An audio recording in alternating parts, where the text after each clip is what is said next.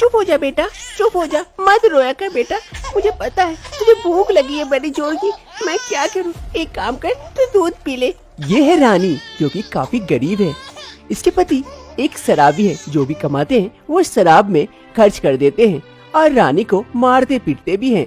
रानी अपने पति से बचने के लिए और अपने बच्चे को बचाने के लिए अपना घर छोड़कर आ जाती है, लेकिन उसे कोई काम नहीं मिलता है और अपनी भूख और अपने बच्चे की भूख मिटाने की कोशिश करती है। रानी 4 दिनों से भूखी है, कुछ भी नहीं खाई थी, जिस कारण उसका दूध भी नहीं होता है और बच्चे को दूध भी नहीं पिला पा रही थी, जिस कारण बच्चा भी काफी रो रहा था। अरे बेटा, अब मैं क्या करूँ, कहाँ से तेरे लिए खाना नहीं जुगाड़ कर पा रही हूँ। अपने लिए कहाँ खाना लाऊं कि मैं तेरा दूध बन जाए थोड़ा सा।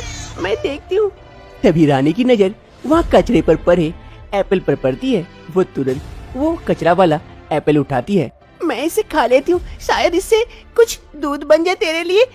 फिर रानी उस छोटे सेब को उठाकर खाने लगती है। दूर खड़ा एक व्यक्ति जिसका नाम सूरज था, वो ये सब सारी चीजें देखता है। उसे काफी दया आती है। अरे ये बेचारी यहाँ पर पड़ा कचरा में से सेब खा रही है। अगर मैं इसे घर लेके चला जाऊँ तो इसका भी प्रॉब्लम सॉल्व हो जाएगा और मेरा भी।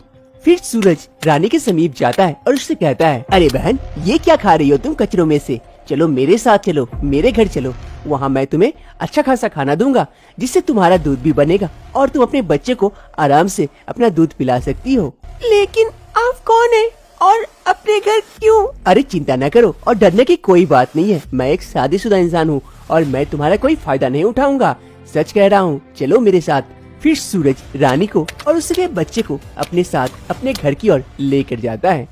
कुछ दिनों पहले की बात है। ये है सुमन, सूरज की बीवी।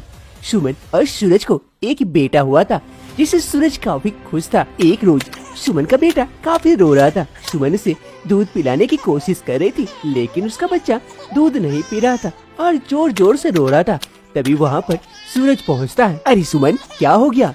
बेटा इतना रो क्यों रहा है और दूध नहीं पिला रही हो क्या उसे? अरे पिला तो रही हूँ, लेकिन पीना नहीं चाह रहा है, तो क्या करूँ? अब भूख लगी और दूध नहीं पिएगा तो रोएगा ही ना। अरे इस बच्चे को बोतल का दूध क्यों पिला रही हो? तो क्या खुद का पिलाऊं? खुद का पिलाऊंगी तो मेरा फिगर खराब हो जाएगा। ना बाबा ना, मैं फिगर के साथ कोई मजाक नहीं करना चाहती एक बच्चे के लिए। वो बच्चा काफी रोता है, चुप नहीं करता है, क्योंकि सुमन उसे बोतल का दूध पिला रही थी और बच्चा वो पीना नहीं चाहता था। भूख के कारण काफी रो रहा था। बच्चे की तबीयत खराब होने की वजह से सुमन और सूरज दोनों बच्चे को चाइल्ड हॉस्पिटल लेके आते हैं, जहाँ पर डॉक्टर साहिबा बच्चे को चेक करने के बाद कहती है, अरे आप लोगों का बच्चा तो काफी कमजोर है, इसे क्या अच्छे से दूध नहीं पिलाते हैं? हाँ डॉक्टर साहिबा, पिलाती तो हूँ, लेकिन ये पीना ही नहीं चाहता है बोतल का दूध। अरे आप पागल हो गए ये क्या? इस बच्चे को, इतने छोटे बच्चे को बोतल का दूध पिलाते हैं? आप इसे अपना दूध पिलाइए, तभी ये स्वस्थ रहेगा। इसे तो माँ का दूध बहुत जरूरी है। अरे डॉक्टर साहिबा, मैं भी तो यही कह रहा था, लेकिन यही खैर छोड़िए, मैं इसे समझा दूंगा। फिर सुमन और सूरज दोनों उस बच्चे को वहाँ से लेकर चले आते हैं। सुमन और सूरज दोनों घर आने के बाद काफी बहस होती है इस बात को लेके। अरे सुमन, इसे अगर तुम माँ का दूध नहीं पिलाओगी तो ये बच्चा बीमार हो जाएगा, फिर हम इसे बचा नहीं पाएंगे। और क्या तुम चाहती हो अपने बच्चे की तबीयत खराब करना? अरे तो क्या हुआ, इस बच्चे की खातिर मैं अपना फिगर नहीं खराब करना चाहती है।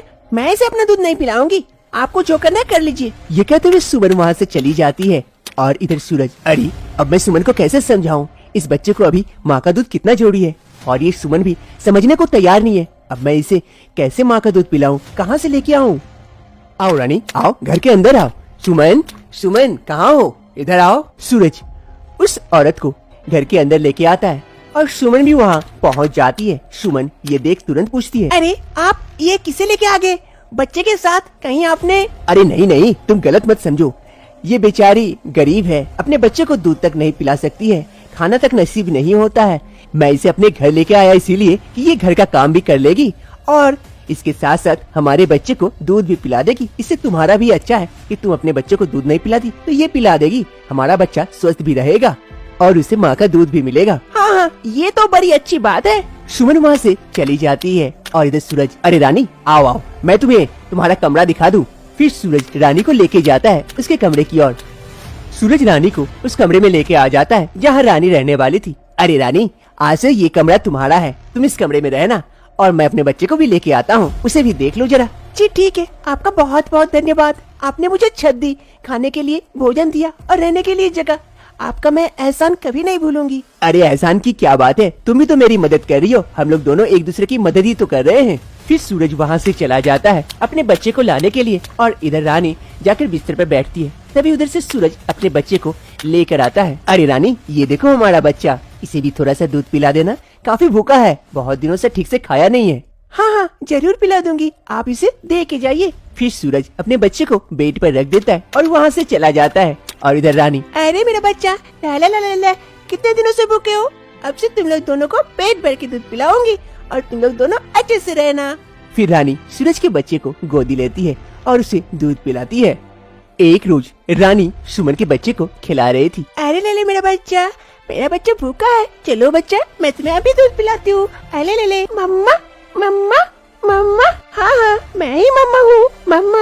रानी उस बच्चे को खिला रही थी और वो बच्चा रानी को मम्मा मम्मा कह रहा था। ये सारी चीजें दूर खड़ी सुमन छत पर से देखती है। उसे काफी गुस्सा आता है कि उसका बच्चा किसी और को मम्मा कैसे कर सकता है।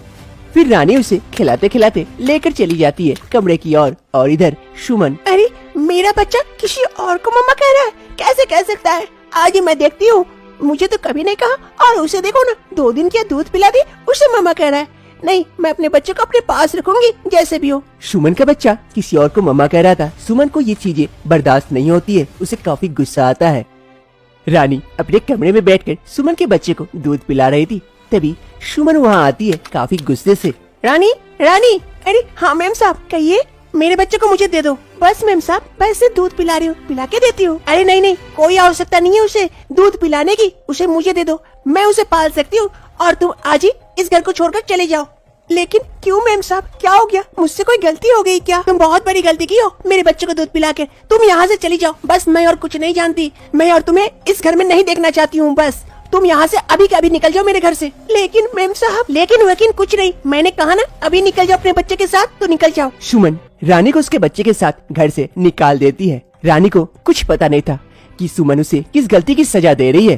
रानी भी वहाँ से चली जाती है अपने बच्चे को लेकर और इधर सुमन अपने बच्चे को गोदी उठाती है। तेरी मम्मा मैं हूँ, आज से मुझे मम्मा कहना, किसी और को नहीं। 2 दिनों के बाद सुमन का बच्चा फिर से बीमार हो जाता है और रोने लगता है। अरे बच्चा, क्या हो गया तुझे? क्यों रो रहा है? चुप हो जा, दूध पी ले, चुप हो जा। लेकिन वो बच्चा चुप होने का नाम नहीं लेता है और रोते रहता है।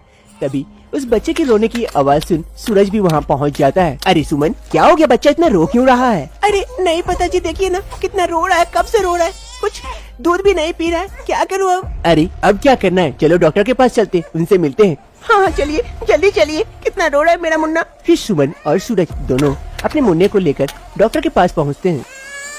डॉक्टर साहिबा मुन्ने को देख कर ही तुरंत कह उठती है। अरे मैंने आप लोगों से पहले ही कहा था, इसे माँ की दूध की आवश्यकता है और कुछ नहीं। अगर आप लोग इसे माँ की दूध नहीं पिलाएंगे तो ये बच्चा का कुछ भी हो सकता है। अब दोबारा मेरे पास नहीं लेके आइएगा, इसका कुछ नहीं हो सकता है, माँ का दूध ही सब कुछ है इसके लिए। लेकिन डॉक्टर साहिबा, अब तो मेरा दूध भी नहीं आता है, वो भी सूख गया है। अब बच्चे को दूध नहीं पिलाओगी तो दूध तो सूख ही जाएगा ना। अब जैसे भी हो करके इसे माँ का दूध चाहिए, कैसे भी हो करके जुगाड़ करो, तभी बच्चे को बचा सकती हो, वरना। अरे नहीं डॉक्टर साहब, ऐसा ना कहिए, मैं कोशिश करता हूँ। अरे सूरज प्लीज, आप उस रानी को ढूंढ के लेके आइए ना, कैसे भी करके मेरे बच्चे को बचा लीजिए। मुझसे बहुत बड़ी गलती होगी, रानी को मैंने घर से निकाल दी, मुझे माफ कर दीजिए प्लीज। चलिए ना, उसे ढूंढते हैं। सुमन और सूरज दोनों रानी को ढूंढने के लिए कई जगह जाते हैं। अंत तक वो रेलवे स्टेशन आते हैं, जहाँ पर आकर देखते हैं कि रानी अपने बच्चे के साथ प्लेटफॉर्म पर बैठी हुई है। ये देखकर सुमन और सूरज दोनों काफी खुश हो जाते हैं। वो दोनों जल्दी से रानी के पास पहुँचते हैं। सुमन रानी के पैरों में गिर पड़ती है और कहती है, रानी मुझे माफ कर दो, मैंने तुम्हें घर से निकाल दिया, तुम्हें मेरे बच्चे की असली माँ हो। चलो ना प्लीज, मेरे बच्चे की बहुत तबीयत खराब है, अगर वो तुम उसे दूध नहीं पिलाई वो मर जाएगा। प्लीज मुझे बचा लो रानी, प्लीज अपने बच्चे को बचा लो। मैं बहुत गलत थी कि मैंने अपना स्वार्थ देखा, वो तुम्हें मम्मा मम्मा कहता था, मुझे बहुत गुस्सा आता था, जिस कारण मैंने तुम्हें घर से निकाल दिया। मुझे माफ कर दो, मुझसे बहुत बड़ी गलती हो गई। चलो ना मेरे घर चलो प्लीज रानी, अब ना मत कहना। हाँ रानी, इसे अपने गलती का एहसास हो गया, चलो रानी घर चलो, हमारे बच्चे को बचा लो रानी। रानी और उन दोनों के सामने कुछ नहीं कह पाती है उस बच्चे के खातिर। फिर रानी भी तय कर लेती है उस बच्चे को अपना दूध पिलाएगी, उसे अपने माँ का दर्जा देगी रानी भी उनके साथ उनके घर चली जाती है। रानी अब घर आ जाती है और दोनों बच्चों को अपना दूध पिलाकर बड़ा करती है। यही होती है ममता।